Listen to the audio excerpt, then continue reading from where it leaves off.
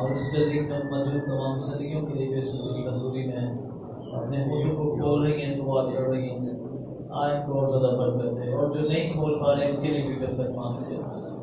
आओ मेरी दुआ कर से जब आप मेहनत करता हूँ जिंदगी अच्छा है।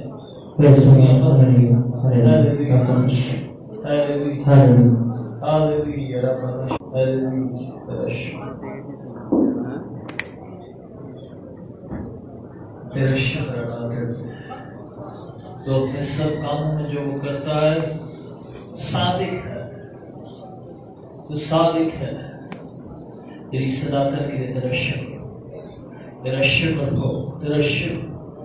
आइए प्लीज ऐसे दुआ कीजिए अगर आप दुआ करने आए हैं। प्लीज प्लीज आइए दुआ कीजिए प्लीज। रोटेट नहीं होगा रोटेट। थैंक यू लॉर्ड, तेरा शुक्र, तेरी तारीफ यीशु मसीह के नाम में। मैं तमाम बादलों और जुर्मों को तोड़ता हूँ, हर तरह की बेचैनियों को बांधता हूँ, तमाम नापाक कुव्वतों पर गालिब आता हूँ, और जो खुदावंद इस चर्च की बरकत के खिलाफ काम कर रही हैं, जो लोग इस वक्त तेरी हजूरी में हैं, मान के लिए तेरी मदद को मांगते हैं। यीशु मसीह के जोरावर नाम में मांगते हैं।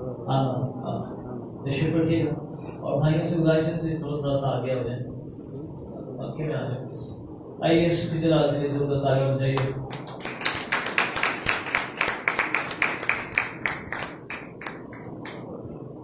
फिर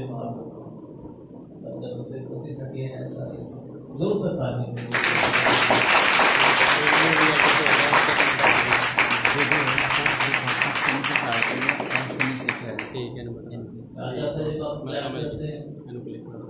तो आपकी बॉडी में मूवमेंट होती है, आपके बॉडी के जितने सेल्स हैं वो मूव करते हैं, आप इतनी क्लैपिंग कर सकते हैं, आपके अंदर एक्साइटमेंट पैदा होती है। लेकिन डिपेंड नहीं करता मेंटली आप किस माहौल में प्लान कर रहे हो। समटाइम्स होता नहीं होता तरीके से पसंद करिए ना करिए, मुझे पूरी तारीफ बात कर रहा है। ये एक जरा सेंसिटिव इशू है, लेकिन ये आपकी बरकत है। It doesn't matter who you are clapping, इसके लिए क्लैप करो, मैटर ये करता है कि ये आपकी क्लैपिंग आपकी इतनी बरकत है। आइए वे सब बात में उसको खोलिएगा। खुदा का शुक्र हो, आज फादर्स डे के दिन मैं भाई तारिक को शुक्रिया अदा करना चाहूँगा। पिछले संडे आपकी बात ने ये साबित कर दिया है कि कितने सिर्फ और सिर्फ आप अपनी फनकारी दिखाने की चर्चा में और कितने खुदा के लिए आते हैं। ज़्यादातर लोग सिर्फ यही कहते हैं ससी फनकार नहीं कुछ है, और वो अपने आप दिखाने के लिए शायद आज मौका नहीं मिला इसलिए वो खाते हैं। ये मैं हैरान मुझे बात जारी लगता है, लेकिन चलो खुदा का शुक्र हो।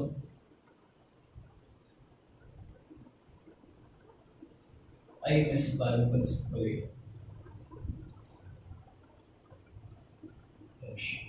इंसान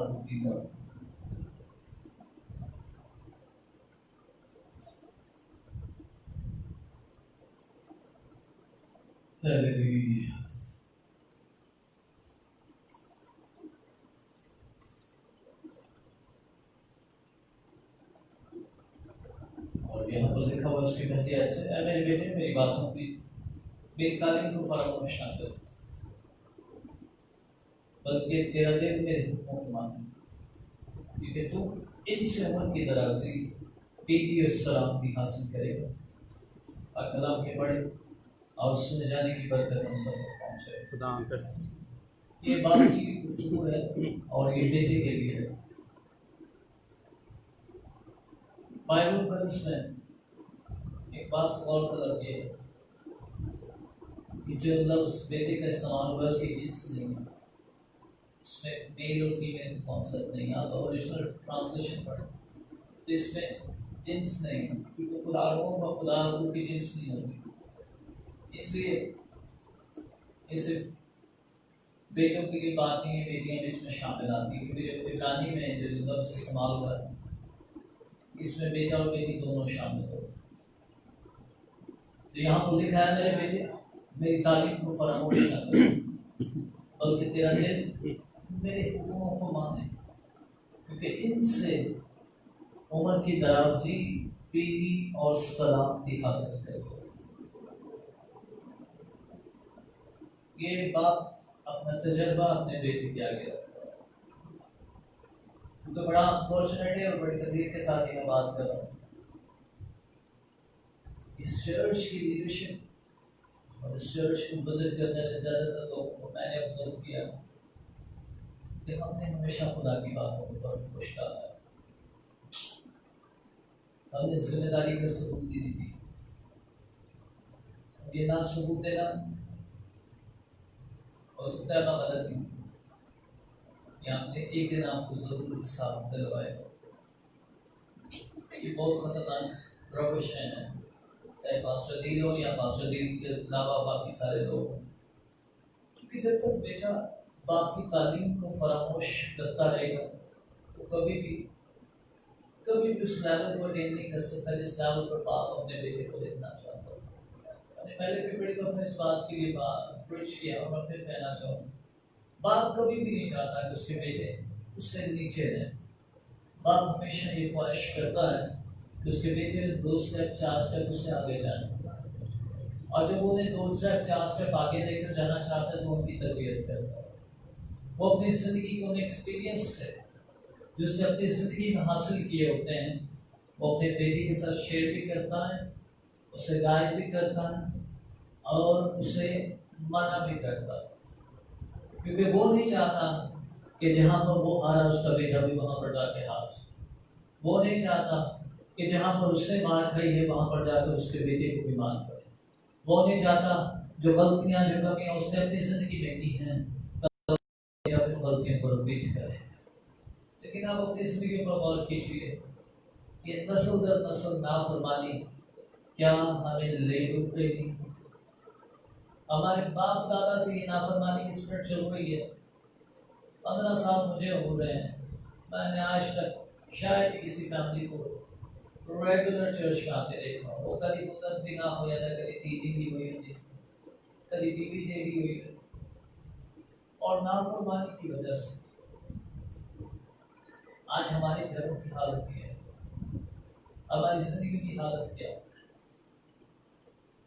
हमारे पास एक्सक्यूजेस बहुत हैं, हमारे पास प्रॉब्लम्स बहुत हैं, हमारे पास चैलेंजेस बहुत हैं, लेकिन हमारे पास मोनर्जी नहीं। ये बड़े अफसोस के साथ मुझे कहना पड़ता है। और मोनर्जी इसलिए नहीं है क्योंकि उसकी तालीम को हम हर दफा फरामोश करो। इसलिए आज फिर से मैं आपसे रिक्वेस्ट करूँ, इस बात को गौर कीजिए। बाप कह रहा है मेरी तालीम को फरामोश न करो, बल्कि तेरा दिल मेरे हुक्मों को मान। बाप कुछ लाज डिफाइन कर रहा है, कुछ असूल बता रहा है, और ये असूल बाप ने बेटे को सिखाए हुए हैं। और बाइबल इन प्रिंसिपल से असूलों से भरी पड़ी। इसलिए बाप बेटे को कहना चाह रहा है कि तू इन हुक्मों को माने, और अगर तू मानेगा तो फिर क्या होगा, इनसे उम्र की दराजी, पीढ़ी और सलामती हासिल करेगा। यू विल सक्सीड, आपकी जिंदगी में कामयाबी, सरफराजी आएगी, सलामती मिलेगी, और आप एक रिस्पेक्टेबल माशरे में इंसान बन जाए। आपकी रिस्पेक्ट में इजाफा हो, लोग आपको ऑनर करेंगे, आपकी गुफ्तगू सुनने के लिए लोग स्टे करेंगे, और आप जब कुछ बात कहेंगे वो लोग कभी उस बात को रद्द नहीं करेंगे। वह क्यों नहीं रद्द करेंगे?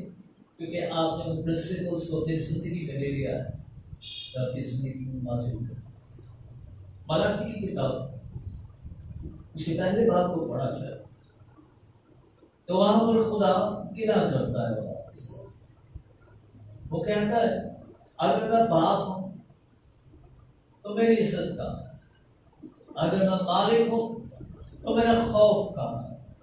अब जब अपनी जिंदगी पर गौर कीजिए, हाउ मच खुदा को हमने ऑनर किया है, हाउ मच हम खुदा की ताज़ीम करने के लिए फिक्रमंद हैं, हाउ मच हम डेस्परेट हैं, बेचैन हैं कि खुदा हमारा खुदावंद जो हमारा बाप है, हमारा बनाने वाला है, हमारा मुहैया करने वाला है, हमारा पहनाने वाला है, हमारा कहलाने वाला है, कितना ज्यादा हम उसके कलाम को पूरा करने के लिए, उसकी मुंह की बातों को सुनने के लिए और उनको अमल करने के लिए बेचैन है।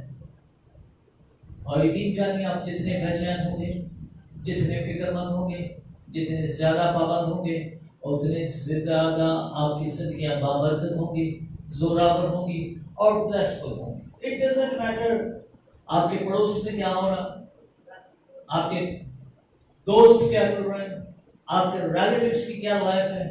मैटर ये करता है जो यीशु ने कहा, बस तुम सच्चाई से वाकिफ होगे तो सच्चाई तुम्हें आजाद कर देगी। सच्चाई को अपनी जिंदगी में लाना चाहिए, और जब आप अपनी सच्चाई को अपनी जिंदगी में लेते हैं तो फिर खुदा कहता है मेरा इम्तिहान करो, फिर मेरा इम्तिहान करो, प्रूव मी, फिर साबित करो। और ये साबित उस वक्त होता है जब आप उसके कलाम पर, उसकी मुंह की बातों को सुनने के लिए, उस पर अमल करने के लिए कितने डेस्परेट हैं। हिस्ट्री बताती है इब्राहिम ने साबित किया, इसहाक ने साबित किया, याकूब ने साबित किया, दानियल ने साबित किया, नूह ने साबित किया, और उन्होंने जब साबित किया तो फिर खुदा ने भी अपने वादों को उनकी जिंदगी में पूरा किया है। आप इब्रानियों 11वें चैप्टर को पढ़ो, वहां पर लिस्ट है, और उस पूरी लिस्ट में उन लोगों के नाम दर्ज है जिन्होंने अपने खुदा के कलाम को अपनी जिंदगी में अव्वल दर्जा भी दिया, प्रायोरिटी भी रखी, और उस कलाम के पीछे चलने का फैसला भी किया, चाहे सिचुएशंस और हालात कैसे भी हुए। उन्होंने मौत को कबूल किया, परेशानियों को कबूल किया, चैलेंजेस को कबूल किया, हर एक चीज को, जो भी इनके सामने हालात आए उन्होंने चैलेंज को कबूल किया, उन्होंने हालात के साथ कॉम्प्रोमाइज नहीं किया, और आज अंजील उनकी गवाही दे दी। मेरे इसी को याद रखिए, इस दुनिया में 3 तरह के लोग हैं, extraordinary people, average people and below average people. इंसानों को 3 कैटेगरीज में डिवाइड किया जाता है, extraordinary, average and below average. जो एवरेज और बिलो एवरेज लोग होते हैं, दुनिया उनको कभी भी किसी खाते में नहीं गिनती, और ये लोग वो होते हैं जिन्होंने सिर्फ जिंदगी में ये होता है, खाओ पियो आराम करो, यश करो, खुश नहीं देखी जाएगी, आ जानी करना।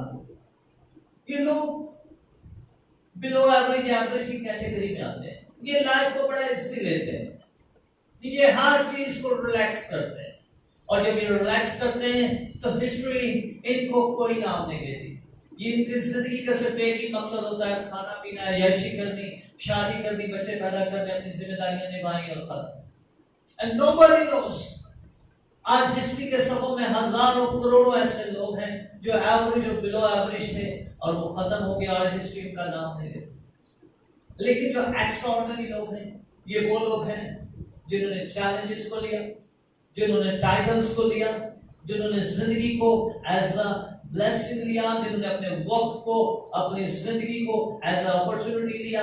उन्होंने बाप की तालीम को कभी फरामोश नहीं किया और कोशिश की कि एक्स्ट्रा माइल जाए, और जब वो एक्स्ट्रा माइल गए तो आज किताबें और हिस्ट्री उनके बारे में बोलती है, लोग मजबूर उनके बारे में लिखे। और सबसे बड़ी हिस्ट्री में अगर कोई शख्सियत हो, वो यीशु मसीह की ज़ात है, जिस पर आज दुनिया किताबें लिखती और लिखती चली जा रही है।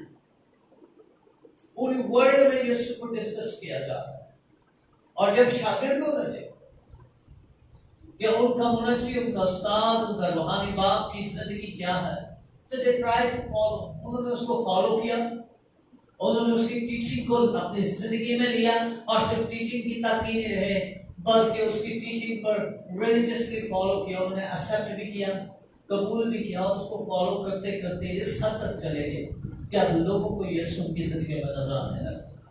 और जब लोगों को यीशु की जिंदगी में नजर आने लग पड़ा तो फिर लोग मजबूर हो गए कि उनके बारे में भी लिखना शुरू कर दिया। और आज यीशु के साथ साथ जितने उसके पैरोकार हैं उन पर भी हजारों किताबें लिखी जा रही।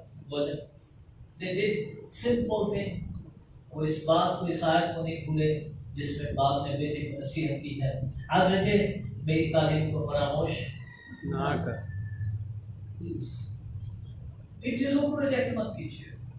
जब आपको कोई गाइड करता, जब आपको कोई डिसिप्लिन करता, जब आपको कोई असूल सिखाता है जिसमें आपकी बरकत है, आपके पास दो चार अपॉर्चुनिटीज होती है, फैसले होते हैं, जहां तो आप उसको असूल को अपना लें या फिर उसको रिजेक्ट करके क्रॉस करके गुजर सकते। लेकिन याद रखिए, अगर आप इस असूल को, इस डिसिप्लिन को अपना लेंगे तो ये असूल आपकी जिंदगी में आपकी एक दिन आपकी बरकत बन जाएगा, ये आपकी सरफराजी बन जाएगा। मैं सत्ताईस की किताब उसके 22 बाब को खोलेगा, यहां पर खुदा इब्राहिम को आजमाता है।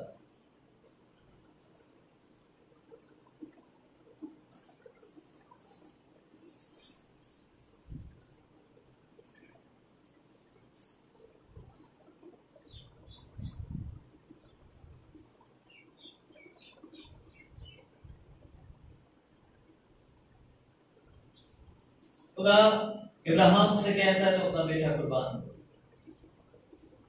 और कुर्बान करने चढ़ा जाता है।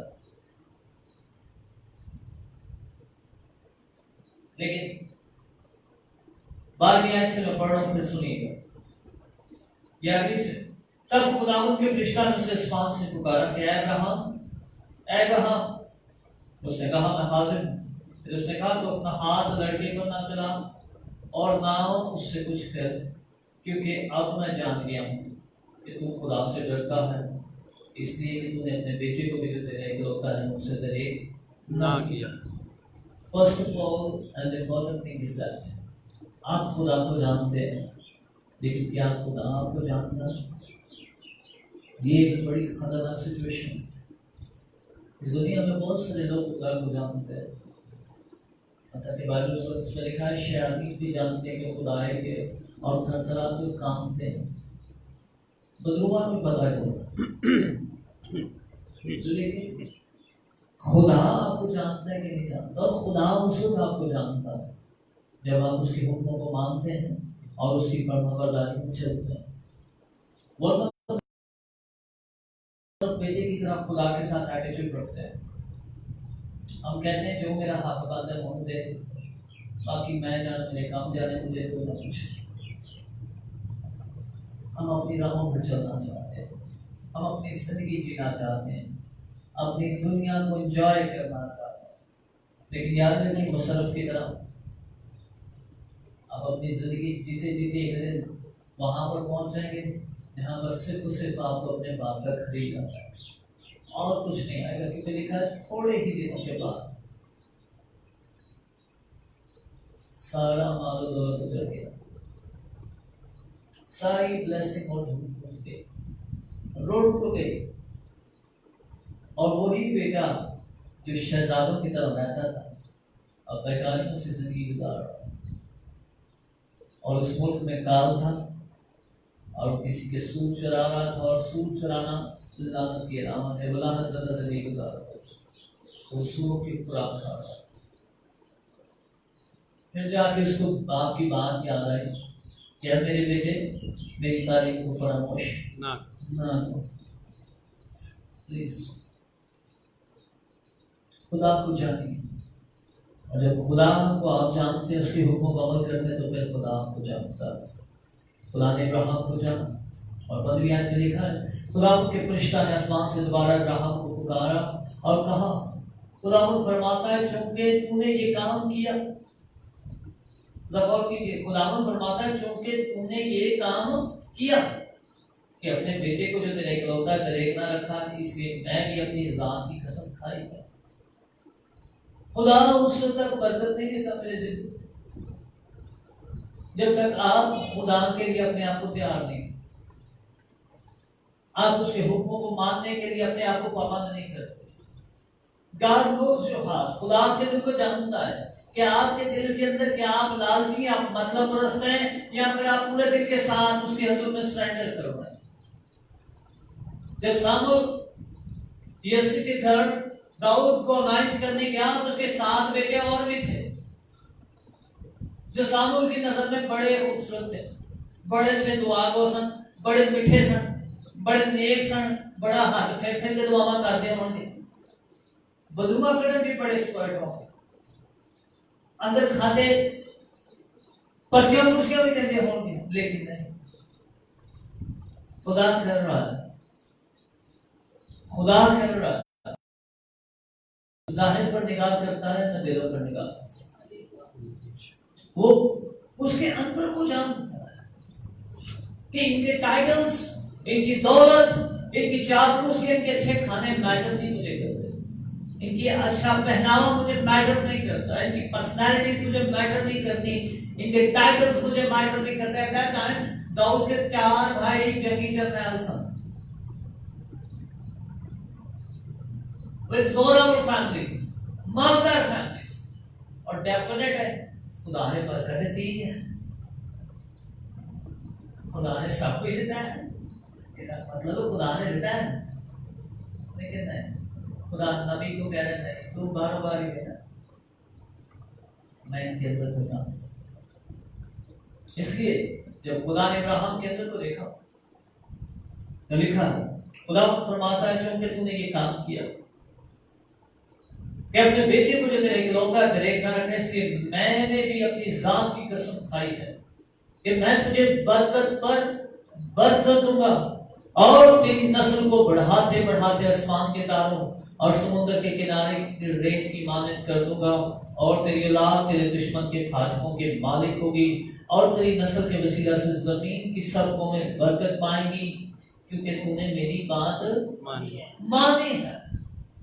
ऐसे नहीं जो बरकत आया नहीं, दाद उताया नहीं, जो खुदावंद तू सब कुछ देख रहे हैं, तू जान रहे हैं मैं कितनी मजबूर हाँ, मैं कितना परेशान हाँ, मेरे हालात की ने, मैं फंसया हाँ, मेरा बंदा नहीं चंगा, मेरी बुढ़ी नहीं चंगी, मेरे जाने नहीं चंगे। नो नो नो, चैलेंजेस हर एक की जिंदगी में, प्रॉब्लम्स हर किसी के साथ है।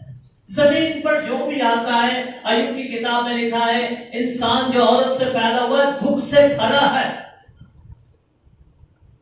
नबी भी दुख से भरे, यीशु की जिंदगी में भी चैलेंजेस थे। मत्ती की इंजील उसके आखिरी बात को पढ़िए, वहां पर लिखा है फकीर यीशु के पास आया, उसने कहा उस्ताद जहां तू जाएगा वहां पर मैं तेरे साथ जाऊंगा। उसने कहा लोमड़ियों के घाट होते हैं, परिंदों के घोंसले होते हैं, लेकिन इब्ने आदम के पास सर दर्दे की जगह नहीं है, तू किधर तुरेगा मेरे पीछे, साढ़े को छोड़ने को था नहीं, ऐसे वारागर्दी करने फिरने को, रोटी पहुंचता ठीक है, नहीं पहुंचता फिर भी चुप करके तुरे थे। अब अंजील तो पढ़े, मेरी दुआ इस कलीसिया में आपको बाइबल पढ़ने की आदत पड़ जाए, खाली पारी दिल को हाथ रखाने की आदत से निकल आओ, बाइबल पढ़े। जब आप बाइबल पढ़ेंगे तो आपको किसी के आगे हाथ सा रखने की जरूरत नहीं है, आप लोगों पर खुद हाथ रखने शुरू कर देंगे। हालेलुया। आप पास्टर दिन की तरह खुद लोगों पर जा के हाथ रखेंगे, मैच्योर हो जाएंगे। आप अंजील सिर्फ 4 अंजीलें मुकद्दस पढ़, वहां पर यीशु की लाइफ को चेक कीजिए, हाउ मच चैलेंजिंग लाइफ थी उसकी। उसके अपने बहन भाई उससे कह रहे थे तेरे अंदर बदरू पै गई, तेरे बदरुआ ने कब्जा कर लिया, पागल हो गया, खड़ा है उसे कबूल नहीं कर। किस कदर तकलीफ में होगा जब वो अपने शहर में आया, अपने इलाका में आया, तो वहां पर उनको मौजा नहीं कर सका। कलाम में लिखा है क्योंकि वो उस पर ईमान नहीं थे लाए और बेयकीनी ना पड़े, वो उसको मजाक कर रहे थे, उसकी बातें सुनना पसंद नहीं थी करते। वो कहते थे हम जानते हैं तू वही है पढ़ाई का बेटा, तू आधे हालात पता तुम्हारे घर को पता चली, तू ये भैन भरा तू ये साढ़े रटो पर मंगड़ आते होते, तो ये कपड़े भी साढ़े को मांगते पाते थे, तू ये पा रही। लेकिन स्टिल अब इब्राहिम 5वां बाब पढ़िए, उसके 7वें अंक में लिखा है वो अपने मस्जिद के दिलों में ऐसे पढ़े, अपनी बशर के दिनों बेटे ने वफादारी की है बाप के साथ, उसने बाप की तारीफ को फरामोश नहीं किया, उसने एक्सेप्ट किया और ये एक्सेप्टेंस उसके लिए बरकत का बायस हुआ।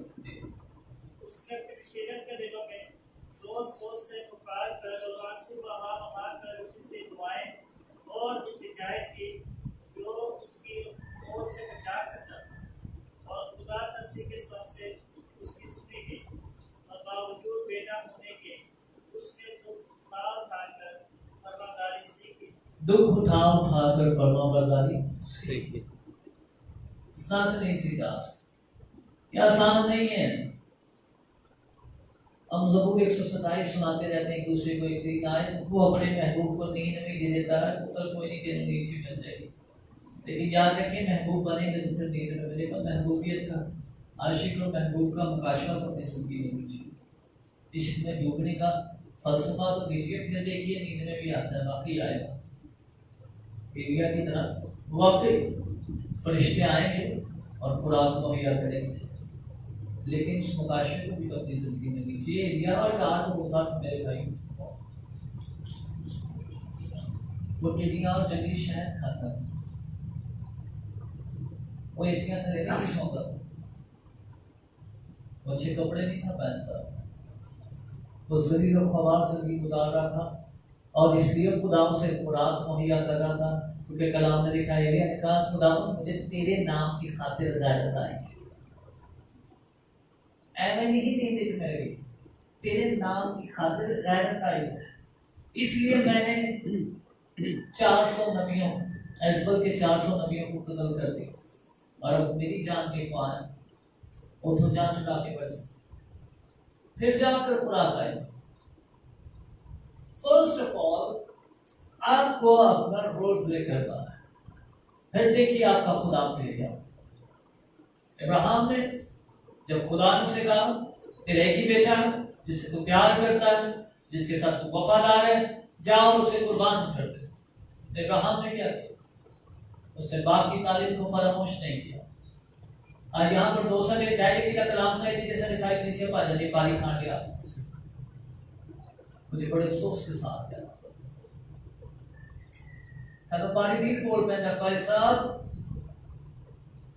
नशा छड़े थे, सारे नस कीजिए, नसने तो बहुत साल पहले खुदा ने मेरे सच्ची कलाम की, खुदा ने कहा ये हकीकतों का रिकॉर्ड करवा, खुदा ने कहा तू मेरे लिए तू कलाम सुनाता है कि या लोगों को देख कलाम सुनाता है?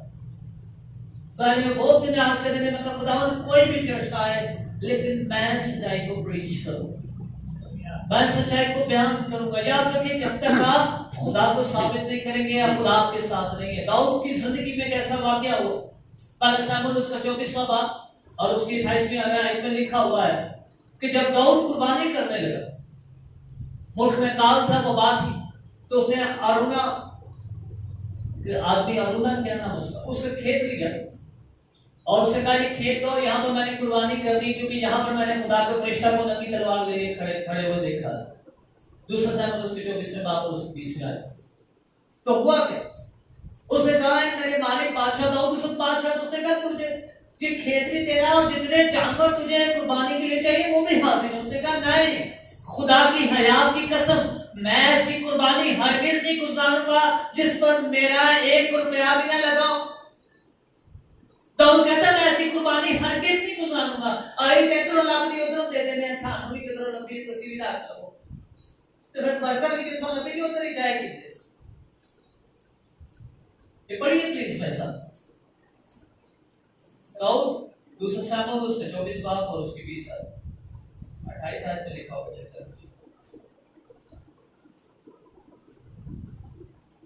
That's a reality. जी पढ़ें। और उन्होंने निगाह की और बादशाह और उसके हाथों को तरफ आते देखा। मैं ये आयत पढ़ना चाह रहा हूँ, तो इसमें आयत, तब बादशाह ने अरुणा से कहा नहीं, बल्कि मैं जरूर कीमत देकर इससे को तुमसे खरीदूंगा और मैं खुदावंद अपने खुदा के हुजूर ऐसी सौख्तरी कुर्बानियां नहीं गुजारूंगा जिन पर मेरा कुछ खर्च ना हुआ हो। वो कह रहा मैं ऐसी कुर्बानी नहीं गुजारूंगा जिस पर मेरा खर्च हुआ ही ना हो। हम खुदा को ऐसे देते हैं जैसे खुदा हम काफियां देंगे उन्हें बचैन लगे। खुदा ने नहीं चलो फालतू ने तेन देशा बाकी तो तेन पता है। मुझे याद है बहुत साल पहले दैट्स रियलिटी सच है वाकया। किसी ने मेरे से दुआ करवाई होगा भाई सब दुआ करो मतलब बाहर मेरी बहने हैं ते उन्हें पैसे भेजने जेरे पैसे आने तुम्हारी मैं दे के करता हूँ अरे भाई दे की मत देनी कि खुदा ने देनी और चलो पैसे तेरी कर जिंदगी है तो आपको देनी है खुदा देनी कोई गल नहीं। मतलब अगर खुदा को देनी है तो पहले कुर्बानी दें और फिर देखिएगा खुदा। अच्छा उन्हें 10,000 रुपया पहले दुआ क्या खुदा पर कहते मैं बड़ा खुश हो गया 5,000 रुपया मेरे और तेरे रुपया 100 भी नहीं को देता। अच्छा कुछ दिन गुजरे तो बड़ा मुफ्ती लाजा किया भाई सब वैसे हम दुआ दे की तीसरी सुनी भी गई है पैसे भी आने लेकिन आया 10,000 मैं तेरे को लाख खंड भेजन तो मैं कहता भी 10,000 ही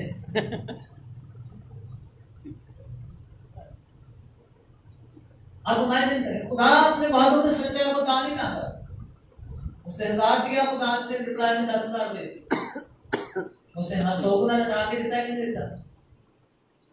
हम खुद ही अपनी कुर्बानियों में दरेक करते हैं। मलाकी को पढ़ी वहां पर लिखा है मलोर है वो दगाबाज जिसके बर्रा में 6 जानवर है जिसके गला में 6 जानवर है लेकिन फिर भी वो लंगड़े और लूले कुर्बान कर रहे हैं। वो कह रहे हैं ये कुर्बानी अपने मालिक के पास लेकर जाओ हुक्मरान के पास लेकर जाओ क्या आप उसे कबूल करें।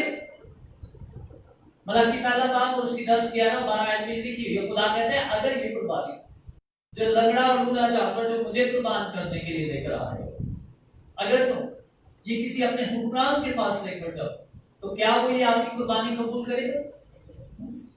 इसलिए बाप बेटे को कह रहा है बाप बेटे मेरी बातों पर कान लगा मेरी तालीम को फरामोश ना करो प्लीज इसको रिजेक्ट मत कीजिए। अगर आप लंगड़े और लूलिया कुर्बानियां खुदा के हुजूर में गुजार रहे हैं तो बरकता भी लगेगा तो लूली नहीं आने का चाहिए क्योंकि आप जिस पैमाने में से नापते हैं उसी से आपके वास्ते नापा जाएगा। खुदा का स्टैंडर्ड आपका स्टैंडर्ड है। जितना बड़ा दिल आपका खुदा के लिए खुदा भी अपना उतना बड़ा आसमान आपके लिए खोलेगा। The problem is that हम उसके कलाम को पूरा करने के लिए किस हद तक बेदार हैं, हम किस हद तक रियलिटी को रियलाइज करते हैं। हम दावे बहुत करते हैं लेकिन अफसोस के साथ कहना पड़ता है ये उम्मत होठों से तो मेरी ताज़ीम करती है लेकिन दिल मुझसे दूर है। हजारों लोग ऐसे मिले पेट में एक परस्तर नाराज हो गया नहीं मैं बड़े बड़े स्टेज पे दुआ परस्तिश करना ऐसा तो हम मेरी इज्जत ही नहीं रखी मनु बुलाते भी नहीं सही तरह मैं इतने साल तो इधर ना है मेरा मैं गाँव से माहौल बन जाता मतलब माहौल से बन जाते कभी अपने अंदर माहौल बदल है ऐसे नहीं है। हम होठों से तो बड़ी ताज़ीम करते लेकिन दिल खुदा से ये बात का गिला है औलाद में से कुछ चाहता है कि आप उसकी तालीम को फरामोश नहीं करें क्योंकि जब आप उसके हुक्मों को मानेंगे तो आपकी सच्ची इज्जत और सलामती मुयस्सर आएगी आपकी जिंदगी में सरफराज से आएगा। खुदा कभी भी अपने लोगों के लिए खाने का सौदा नहीं करता।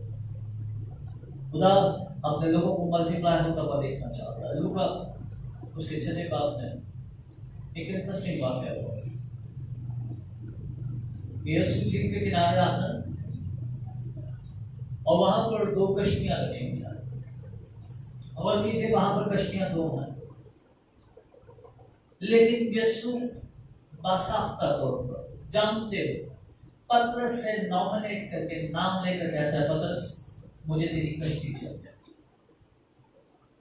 हालांकि कश्तियां 2 हैं गौर कीजिए कलाम में लिखा है कश्तियां 2 थी लेकिन यीशु पतरस की कश्ती जानते पूछते मांग रहा है। हालांकि पतरस परेशान भी है बुरे हालात का शिकार है क्योंकि सारी रात बेचारा जाल बांध रहा मार साल कोई नहीं आया मेरे सिर पे चढ़िया होना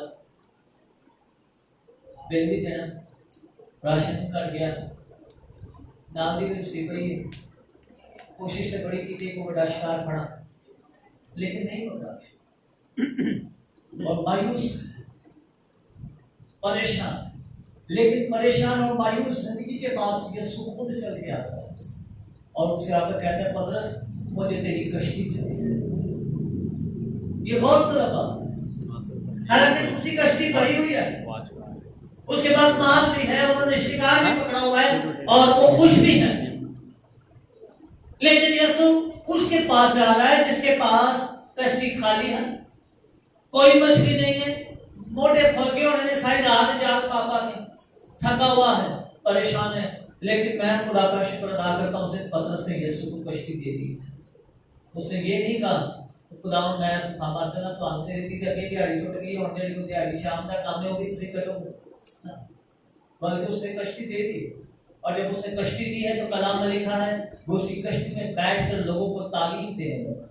भीड़ उस पर घिरती पड़ती थी क्योंकि जो कोई उसे छूता था उनकी जिंदगी में शिफा का काम हो रहा था। पतरस ये चीजें देख रहा है, वो ऑब्जर्व कर रहा है और वो जान रहा है कि जब ये सब कुछ हो रहा है, खुदा का शुक्र, खुदा का शुक्र।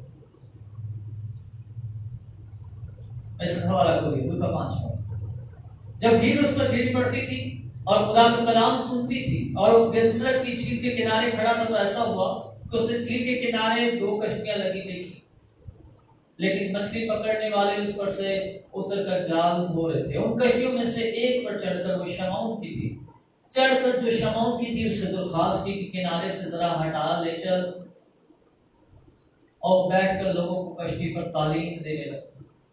यीशु मछलियां पकड़ने लग गए। अब गौर कीजिए, वहां पर लिखा है उससे दरख्वास्त की किनारे से हटा ले चल और बैठकर लोगों को कश्ती पर तालीम देने लगा। अब गौर कीजिए, पतरस है कारोबार ठप है, भुख मची, लेकिन फिर भी आंदा भारी मन कश्ती तो मैं थोड़े दुआ करनी। अगर आज को पासरा ऐसा कहे तो उन्होंने बारी से काम नहीं बनाई, भूखे मच रहे हैं, काम ते चाहिए कि थोड़ी दुआ सुनिए। सारे को थोड़ी दुआवां दे बाकी तो टाइम दे सारे घर भुख के मची है, सानू कदे बहुत काम पेशा कर लेना हो। हर कोई अपनी मजबूरियां बताता है, लेकिन नहीं, पतरस ने कश्ती भी दी है और कलाम भी सुन रहा है और मौत से हो रहे, क्योंकि जब भीड़ उस पर घिरती है तो कलाम में लिखा उसमें से कुव्वत निकलती थी और लोग शिफा पाते। पतरस अपनी आंखों से देख रहा है, नाबाद में चला रही है, लंगड़े चल रहे हैं और लोग की आंखें खुल रही हैं, मफलूज आजाद हो रहे हैं, बहुत सारी जिंदगियां बहाल हो रही हैं। और लिखा है जब वो कलाम कर चुका तो शमौन से कहा गहरे में चल। जब वो कलाम कर चुका तो फिर शमौन से कहा गहरे में चल। ये नहीं, हालांकि उसे पता नहीं है शमौन साइड रात चला थक गया, तारो देखो खमची, हालात मारे, लेकिन फिर भी शमौन कश्ती दे रहा है। और याद रखिए, आपकी सिचुएशन कैसी भी क्यों ना, आप कितनी गहरी दलदल में क्यों ना, वो दलदल ऐसी है ही जहां से यीशु ना निकाल सके। पतरस इस ईमान के साथ खड़ा हो गया कि ये जो उस्ताद है जिसके मुंह में कुदरत का कलाम है, अगर आज मेरी कश्ती में बैठ गया है तो बेशक ये खाली और कितनी ही उजाड़ की ना हो, ये आबाद हो जाएगी। और ये क्यों जाए, वो आबाद हो।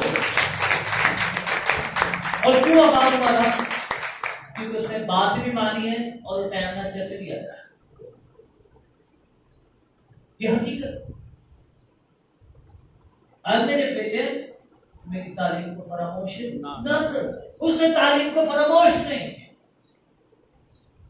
और जब वो फरामोश कर देता तो क्या उसकी कश्ती मछलियों से भर सकती थी?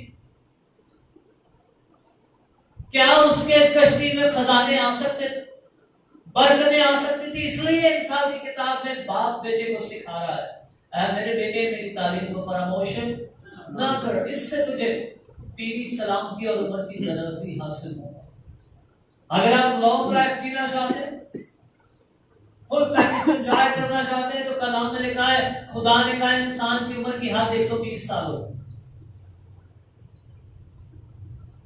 लेकिन हम नाफरमानी करते करते 60 के पीछे चल जाते हैं, अब हाफ पे ही रुक जाते हैं। वजह कंटिन्यूस नाफरमानी।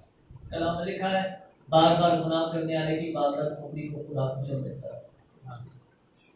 प्लीज खुदा को मौका दीजिए।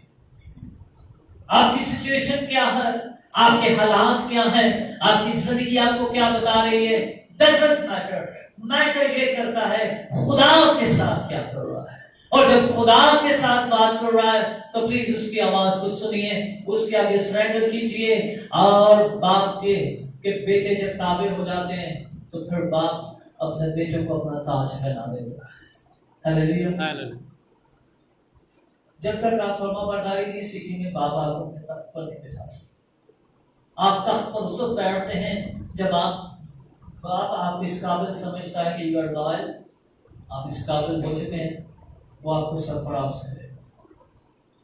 पतरस के 5 बार और उसकी 7 आयत में लिखा हुआ, बस खुदा के कभी हाथ के नीचे फरोख्ती के साथ ठहर जाओ, वो तुम्हें वक्त पर सरफराज करेगा। सरफराजी लाजमी है, बरकत लाजमी। अगर आपने उसकी राहों को चुन लिया है, अगर आपने जाफिशानी के साथ उसकी राहों को चुन लिया है, आप उसकी कलाम के साथ मुत्तफिक हो गए, तो यकीन जानिए जितनी मर्जी आंधियां हैं, जितने मर्जी तूफान आए, जितने मर्जी हालात बिगड़े, हालात के बिगड़ने से पहले खुदा आपके लिए कश्ती तैयार कर देगा। लास्ट वीक में किसी को कह रहा था कि जितने मर्जी हालात खराब हो जाए, खुदा ने जब जमीन पर तूफान भेजना था, बारिश बरसानी थी, तो वो बरसाने से पहले अपने लोगों के लिए कश्ती जरूर तैयार कर देता है। हालेलुया। 120 साल लगे थे खुदा को कश्ती तैयार करने में। क्या 120 साल पहले वो जमीन को गर्क नहीं था कर सकता, दुनिया को बर्बाद नहीं था कर सकता, सब कुछ कर सकता था, लेकिन 120 साल इसलिए उसने इंतजार किया कि नूह कश्ती तैयार कर रहा था। जब तक कश्ती तैयार नहीं थी होती, उस तक खुदा तूफान नहीं था पीछे। आप मुझे ये बताइए, सिदरिक, मुज़िक और अब्दुल नजुक इस कदर तेज हीट थी अवन की, चूल्हे की, वो आग की भट्टी की, जब फेंकने वाले जल गए तो क्या वो नहीं थे जल सकते? लेकिन खुदा आपकी भट्टी में से भेजने से पहले वहां पर मौजूद था, और यही वजह थी कि आग जलाने फेंकने वालों को जला दिया है, लेकिन जो फेंके गए उनको नहीं जलाया। तो खुदा कभी देख नहीं होता, मुझे अफसोस के साथ खुदा कभी देख नहीं होता। दानियल को जब शेरों की मांग में डाला गया, तब दुनिया में ऐसा मुझे शेर बताए जो भूखा और वो शिकार ना करे। तो ज़बूर में लिखा, अब्बू की नबी की किताब में लिखा, अब उसे पढ़िए, वहां पर लिखा है क्या शेरनी जब भूखी होती है उसको शिकार करती? क्या शेर शेरनी भी कभी शिकार करती? नहीं, बल्कि जब वो भूखी होती है वो शिकार करती।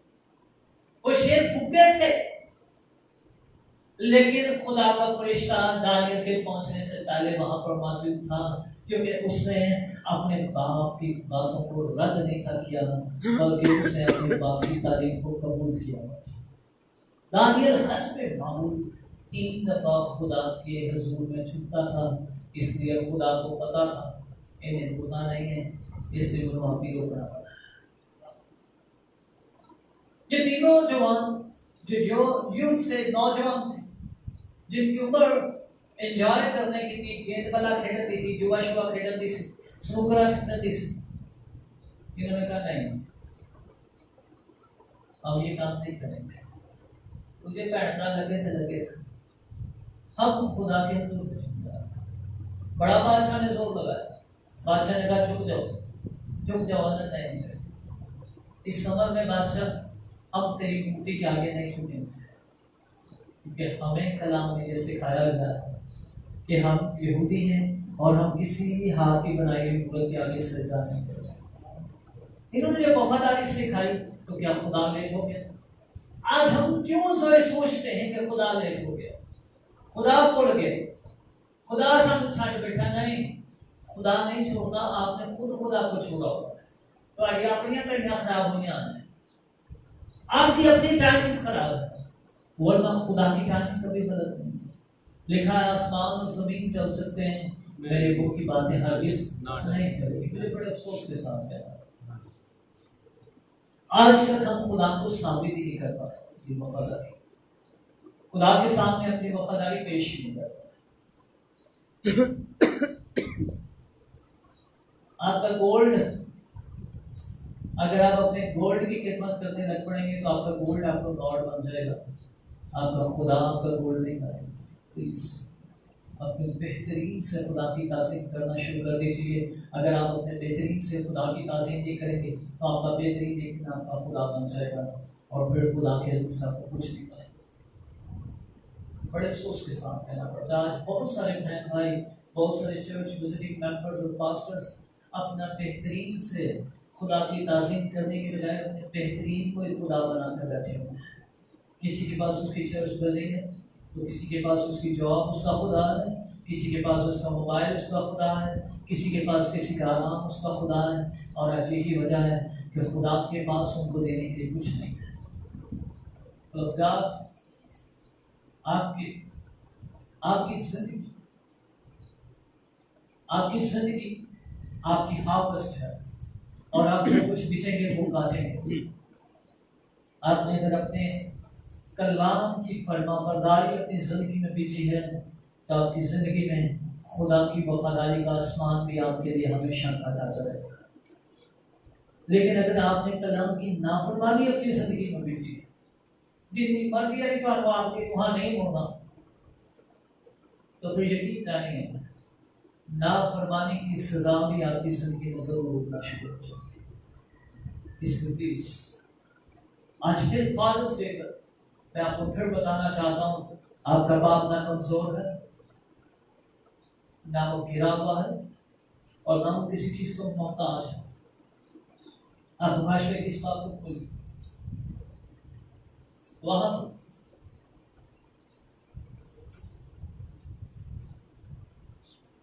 लिस्ट है 12 किस्म की मोतियों की।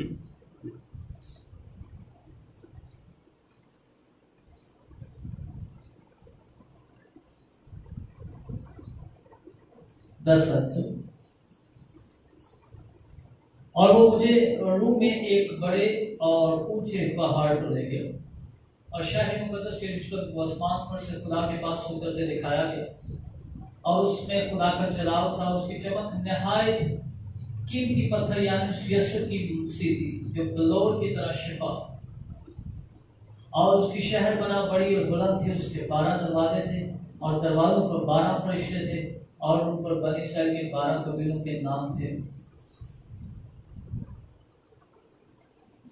आप लिस्ट पढ़ते जाए तो मैं शॉर्ट करना चाह रहा हूँ।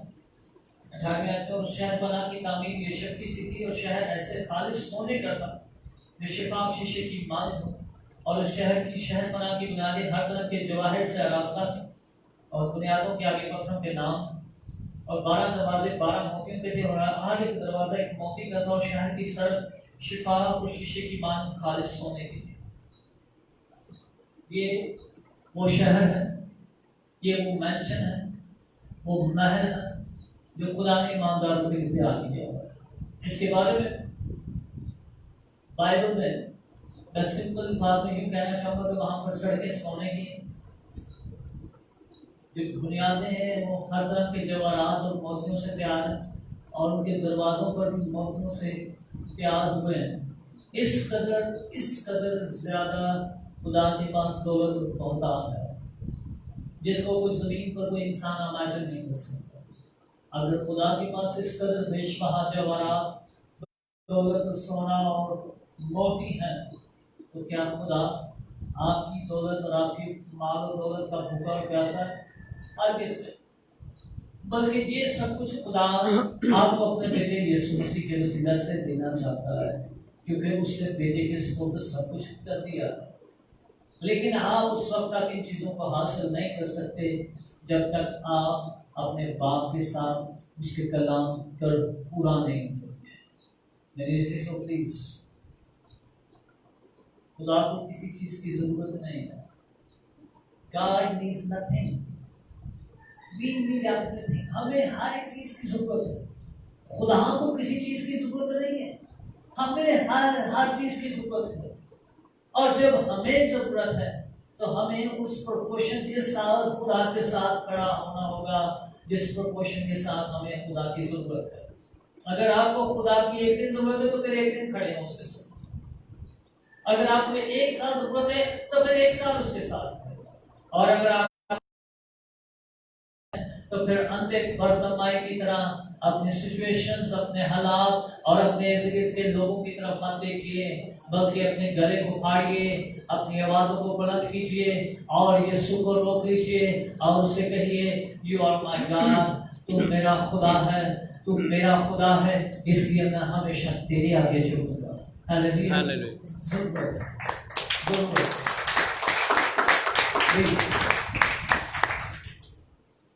सिचुएशंस मैटर नहीं करती है यीशु के लिए, चाहे उसके आगे जनाजा ही क्यों ना पड़ा हो।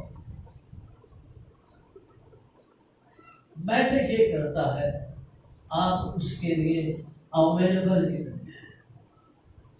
वो हर एक सिचुएशन को चेंज करना चाहता है, चाहे वो काल हो, चाहे गुर्बत हो, चाहे बीमारी हो, कुछ भी हो। सिचुएशंस का क्रिएटर वो खुद है। वो जैसे चाहता है सिचुएशन क्रिएट करता है और जैसे चाहता है उस सिचुएशन को चेंज कर देता है। प्रॉब्लम हम खुद हैं कि हमने अपनी जिंदगी कश्तियों से दावत कितनी दी, हमने उस पर ट्रस्ट कितना। इसलिए आज फादर्स डे पर it's a piece of advice for you, आपके लिए नसीहत है, डोंट मिस इट। इस नसीहत को भूलिएगा। अच्छा, इस नसीहत को भूलिएगा मत। ऐ मेरे बेटे, मेरी तारीफ को फरामोश ना करो, प्लीज डोंट एवर रिजेक्ट। आप जब भी उसे रिजेक्ट करेंगे याद रखिए आप अपने आप को रिजेक्ट करते हैं। जब कभी आप उसके कलाम को बसे कुछ डालते फैसल है, आप अपनी बरकतों को रिजेक्ट करते हैं। आप अपनी जिंदगी पर गौर कीजिए, कितने सालों से कितनी दुआएं हैं जो आपकी नहीं सुनी गई, कितनी बरकतें हैं जिनके लिए आपने खुदा के आगे कितने आंसू बहाए, लेकिन खुदा ने नहीं सुना, उसने जवाब नहीं दिया। आज बहुत सारे ऐसे आदमी हैं, ईमानदार बलीवर्स हैं, पास्टर्स हैं, जो ये समझते हैं कि खुदा बाज़ बार दुआ का जवाब देता है और बाज़ बार नहीं देता। क्या ये हकीकत है कि नहीं? और उसकी बड़ी वजह उनकी अपनी जिंदगी में नाफरमानी है, खुदा को रिजेक्शन है। Please, God is ever prepared। खुदा हर वक्त अपने लोगों की मदद के लिए तैयार है। उसकी आंखें रोहे जमीन पर पड़ रही हैं और वो उनकी मदद के लिए हर वक्त तैयार है। आसा बादशाह की जिंदगी में ये वाकया हुआ जब कोशियों का बाटला का लश्कर चारों तरफ से यहूदा के कबीले को घेरे हुआ था, तो ये सारे लोग अपने हथियारों को, अपने साजो सामान को, अपने वेपनरीज को छोड़कर खुदा के आगे औंधे मुंह पड़ गए और इकरार करना शुरू कर दिया कि क्या आसमान जमीन पर तू खुदा नहीं है, क्या तू जोरावर नहीं है, क्या तू मदद के लिए तैयार नहीं है। तो फिर उस वक्त एक नबी पर खुदा का रूह नाज़िल हुआ और उसने कहा है, ऐ आसा बादशाह, ये घबरा मत, खुदा की आंखें जमीन के चारों तरफ फिरती हैं और वो उन सब की मदद के लिए तैयार खड़ा है जो उसे मदद के लिए पुकारते हैं। Hallelujah, hallelujah. आज जरूरत है हम उसकी तारीफ को कितना आसान करते हैं, अपनी जिंदगी में कितने परसेंट उसे कबूल करते हैं, और जितना परसेंट आप उसको कबूल करेंगे रिजल्ट्स भी उतने परसेंट आएंगे। अगर आप 50% उसकी बात को मान रहे हैं तो आपने रिजल्ट्स भी 50% है। प्लीज 100% रिजल्ट्स के लिए 100% कमिटमेंट रिक्वायर्ड है।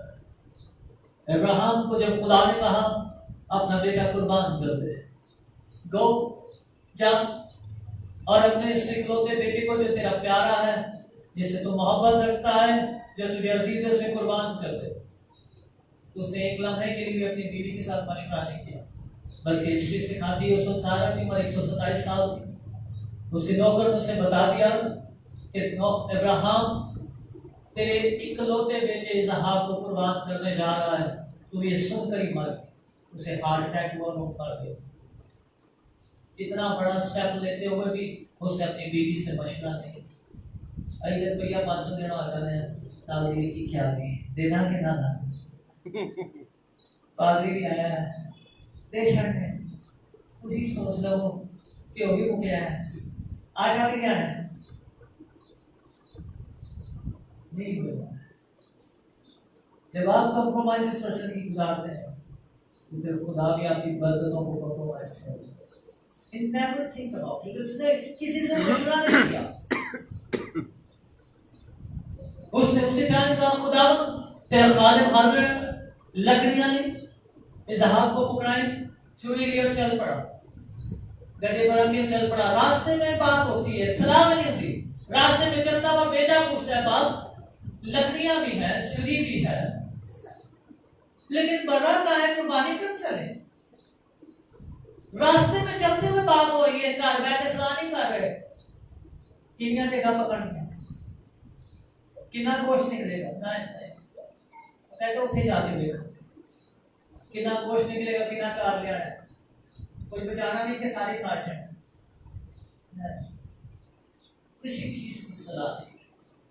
वो इस कदर खुदा की बात को सुनने के लिए एक्टिव है, उसके अंदर बेचैनी है कि खुदा ने क्या और मैं उसे पूरा करूंगा।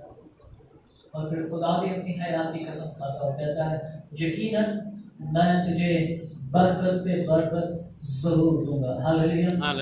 इफ यू वांट टू 100% याद रखिए ये फादर्स डे पर आपके लिए खुशी की बात, डोंट मिस इट। बाप की किसी बात को रद्द मत कीजिए, क्योंकि जब बाप बात करता है तो वो आपकी सरफराजी और आपकी भलाई की बात है, उसमें आपकी बेहतरी है। क्योंकि बाप के पास वो विजन है, वो तजर्बात हैं जिनसे आप कभी नहीं गुजरे, लेकिन वो कदीम आयाम है। वो दूर ही से आपको उठना और बैठना चाहता है, वो आपकी राहों को सीधा करना चाहता है, इसलिए वो आपको राह के चश्मों के पास लेकर जा रहा है। हालेलुया। हालेलुया। आइए बताना पड़ता है, आइए दुआ करें। हालेलुया। हालेलुया। आइए उसको ट्रस्ट करना सीखिए, आइए उसकी आवाज़ को सुनिए और उसको कबूल कीजिए, उस पर रिएक्ट कीजिए। जो उनका तीसरा वीक हर दफ़ा हमें ये सिखाता है, आज फादर्स डे है, हमने पूरा साल बाप की आवाज़ को कितना सुना है और कितना रिजेक्ट किया है। आइए प्लीज़ आज अपने हाथों को दोबारा से उठाइए और खुदा से दुआ कीजिए। हालेलुया। हालेलुया। तेरा शुक्र। आइए दोबारा से बाप के साथ अहद कीजिए। आज अगर बाप आपसे गुफ्तगू कर रहा है, मेरे बेटे मेरी बातों को रद्द मत करना, तो यकीन जानिए उसमें आपकी भलाई और आपकी बेहतरी है। याद रखिए जब आप अपने बाप के घर से बाहर होते हैं या फिर आपकी जिंदगी में खाते होते हैं, लेकिन बाप के साथ जो मेमोरीज हैं, जो अच्छी यादें को याद कीजिए। जब आप उसकी फरमा बरदारी में चल रहे थे तो फिर दाऊद की तरह आप ये कहने पर मजबूर हो जाएंगे यकीनन भलाई और रहमत उम्र भर मेरे साथ रहेंगे। मैं फिर से कह रहा हूं, यकीनन भलाई और रहमत उम्र भर हमेशा मेरे साथ रहेंगे। और फिर भलाइयाँ रहमतें आपकी जिंदगी में रहेंगी, बरकतें आपकी जिंदगी पर आकर ठहर जाएंगी। हालेलुया। हालेलुया। अहद कीजिए, अपने अहद की वफा कीजिए और यीशु के नाम में इकरार कीजिए। व्हाटएवर यू से, जो कुछ तो कहेगा हम करेंगे। हालेलुया। हालेलुया। हालेलुया। पाक तेरा शुक्र, तेरी तारीफ, तेरे जलाल के लिए, तेरे लोगों के लिए बरकत।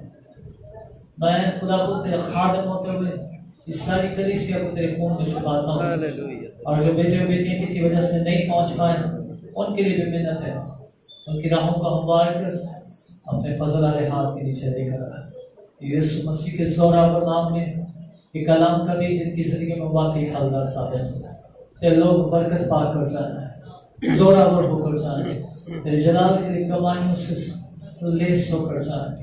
अब मेहनत करता हूँ इनमें से कोई भी हेरोदिस की तरह सिर्फ कलाम को सुनने वाला ना हो, बल्कि खुदा अपनी हकीकी मायनों में तेरे शागिर्द बने, तेरे खून की कुदरत से सच्चे जाएं और तेरे जलाल के लिए बरकतों से भरपूर यीशु के नाम में आमीन। शुक्र रखिएगा, हम आखिरी गीत गाएंगे और इसके दौरान हम अपने हर वजारत और शुक्रगुजारी खुदा के दिल में पेश कर सकते हैं।